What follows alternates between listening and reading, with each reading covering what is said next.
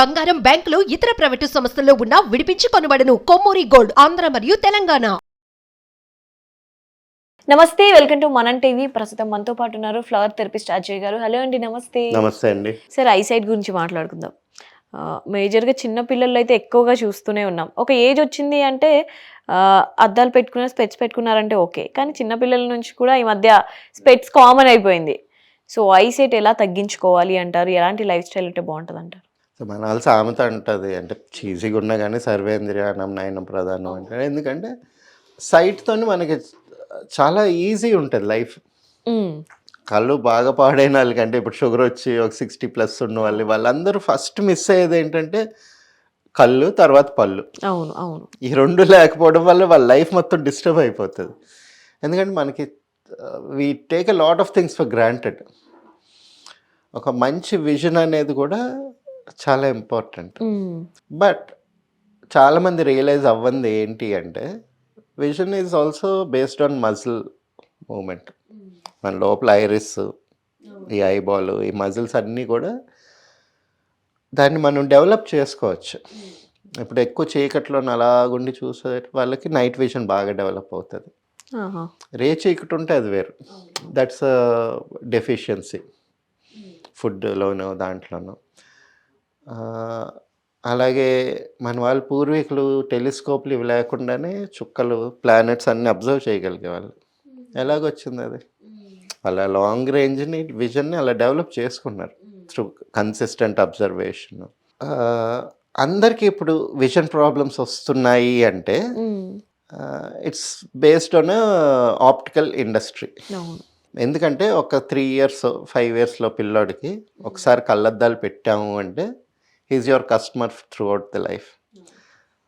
So throughout లైఫ్లోనే ఒక 20 లక్షల నుంచి 2-3 కోట్ల దాకా వాళ్ళ స్తోమతను బట్టి కళ్ళద్దాల మీద స్పెండ్ చేస్తారు. దాని మీద లెన్సెస్ అదోనో ఇదోనో, ఇట్ డిపెండ్స్. కూలింగ్ గ్లాసెస్ పెట్టుకున్న everything is run by the same company కదా. సో మనకి ఆప్టికల్ ఇదంతా కూడా ఒక మాఫియా అనలేం, కానీ it's something run by the industry sector. మనకి ఇప్పుడు ఫస్ట్ ఆఫ్ ఆల్ విజన్ అర్థం చేసుకోవాలి ఎందుకు ప్రాబ్లం వస్తుంది అంటే. మనం ఏదైనా ఒక ఇమేజ్ని చూసినప్పుడు ఒక రిఫ్లెక్టెడ్ లైట్ వచ్చి మన కళ్ళల్లో పడి ఇక్కడ దాన్ని లెన్స్ ఒక సిగ్నల్ ఇమేజ్ని బ్రెయిన్కి పంపించినప్పుడు బ్రెయిన్ దాన్ని ప్రాసెస్ చేసుకోవాలి.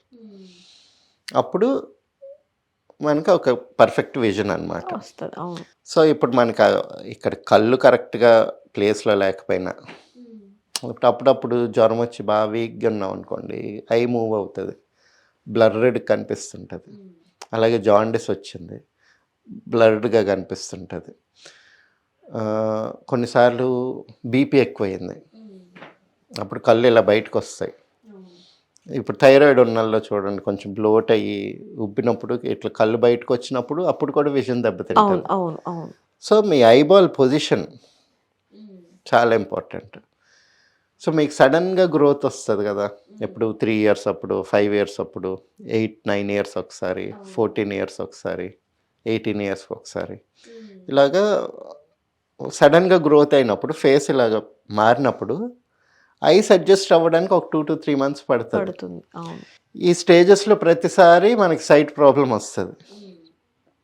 అప్పుడు ఎప్పుడు గ్లాసెస్ పెట్టుకున్నా కానీ మనం ఇంకా అలవాటు పడిపోతాం. ఆ గ్లాసెస్ తీయడం అప్పుడు చాలా కష్టమైపోతుంది. అదే అప్పుడు ఇగ్నోర్ చేసి కళ్ళద్దాలు పెట్టుకోకుండా అడ్జస్ట్ చేసుకున్నాం అనుకోండి, ఎక్సర్సైజెస్ చేసుకున్నాం, మంచి ఫుడ్ తీసుకొని, కళ్ళల్లో కొంచెం కాటుకు పెట్టి నెయ్యి రాసుకొని, మనకి బోల్డ్ ప్రాక్టీసెస్ ఉండేవి ఇంతకుముందు. ఇప్పుడు ఏం చేయట్లేదు, కానీ ఐస్ క్లీన్ చేయడం, చెవులు క్లీన్ చేయడం, ముక్కులు క్లీన్ చేయడం కూడా ఒక చాలా ఇంపార్టెంట్ ప్రాసెస్. అది ఎవరు చేయట్లేదు ఇప్పుడు. రేపు డ్రై ఐస్ అది ఇది అంటారు. నెయ్యి పెట్టుకోవడానికి, ఆముదం పెట్టుకోవడానికి ఏమి. సో ఇవన్నీ ఉంటాయి. సో అదేంటంటే ఆ టైంలోని ఆ సైట్ మారేటప్పుడు కొంత టైం ఇవ్వాలి, కొంచెం మంచి డైట్ ఇవ్వాలి, కొంత ఐ ఎక్సర్సైజెస్ చేసుకోవాలి. అవసరం లేదు, 99%లో అవసరం లేదు. ఇప్పుడు కొంతమందికి ఉంటుంది అస్టిగ్మాటిక్. నేను అంటుంది ఏంటి, బేసిక్ మయోపియా, లేకపోతే షార్ట్ సైటెడ్నెస్, లాంగ్ సైటెడ్నెస్, ఇలాంటి సిచ్యువేషన్స్కి 99% మనం కళ్ళద్దాలు పెట్టాల్సిన అవసరం లేదు.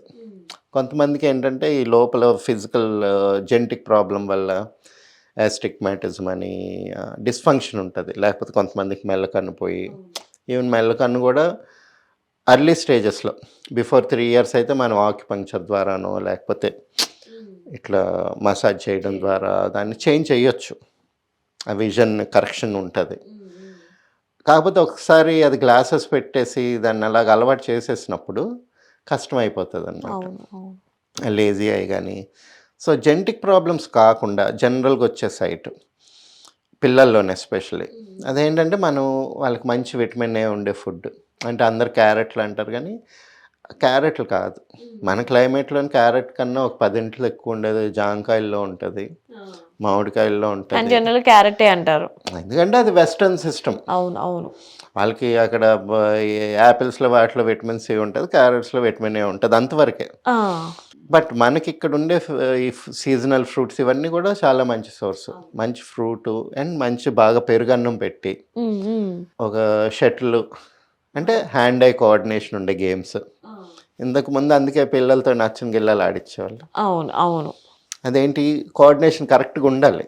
So your training your eye muscles to catch the moment. ఇప్పుడు పిల్లలకి కూడా చూడండి, చిన్నపిల్లలకి తిరిగేవి అన్నీ పెడతారు. ఎందుకంటే ఐ కోఆర్డినేషన్, ఐ ఎక్సర్సైజ్ అవ్వాలి. సో ప్రతిసారి ఏదో చిన్న ప్రాబ్లం రాగానే ఇదిగో సైట్ పాడైపోయింది, తలనొప్పులు వచ్చేస్తాయి, అది ఇది అని చెప్పి ఒకసారి కళ్ళద్దాలు పెట్టారు అనుకోండి, ఇంకా customer for the life. And ఇంకొకటి ఏంటంటే మనకి వేదిక్గా ఆయుర్వేదిక్గా చూసేది sight is a digestive system. అంటే మన మణిపుర చక్రానికి సంబంధించిందే. Sight is a resultant of the fire element in the body.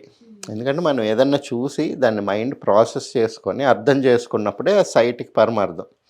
చాలా చూస్తుంటాం, అన్నీ మనకి మైండ్కి వెళ్ళవు.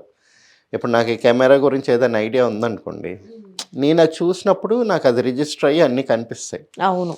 ఇప్పుడు ఒకటే ఏదైనా దూరంగా ఒక సింబల్లోని డిఫరెంట్ లాంగ్వేజెస్లో హిందీ, తెలుగు, ఇంగ్లీష్లో రాసింది అనుకోండి, మనం దూరం నుంచి అయినా కానీ మనకి ఇంగ్లీష్ మీడియం అయితే ఇంగ్లీష్ తొందరగా అర్థం అవుతుంది, కనిపిస్తుంది. మిగిలిన 2 కనిపించవు.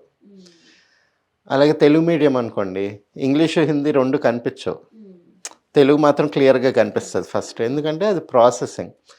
దగ్గరికి వెళ్ళిన తర్వాత అప్పుడు మిగిలిన 2 లాంగ్వేజెస్ కనిపిస్తాయి.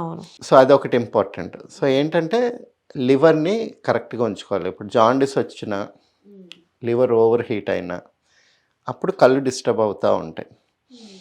ఎస్పెషల్లీ పిల్లల్లో కూడా సడన్ గ్రోత్ స్పర్ట్స్ వచ్చినప్పుడు, టీనేజర్స్లో కూడా ఎక్కువ వస్తుంటుంది. ఎందుకు వాళ్ళకి హార్మోనల్ ఇంబ్యాలెన్స్ వచ్చి ఓవర్ హీట్ అయ్యి లివర్ కొంచెం ప్రాబ్లమాటిక్గా మారుతుంటుంది. సో లివర్ హెల్త్ చాలా ఇంపార్టెంట్. మంచి ఫ్రూట్స్ తినడం ఇంపార్టెంట్, పెరుగు. ఇంకొకటి ఐ ఎక్సర్సైజెస్. ఇవన్నీ మెయింటైన్ చేసుకుంటే ఈవెన్ 40 years కూడా చత్వారం వస్తుంది. కానీ రీసెంట్గా వెళ్ళాను అండ్ దే సెడ్ ఇదిగో సైట్ ప్రాబ్లం ఉంది.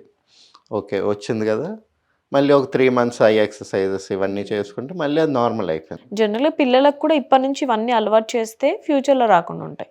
ప్రతి స్టేజ్లో వస్తుంది. అవును. 40 yearsకి ఒకసారి వస్తుంది, 60కి ఒకసారి వస్తుంది, 16-20 దగ్గర ఒకసారి వస్తుంది.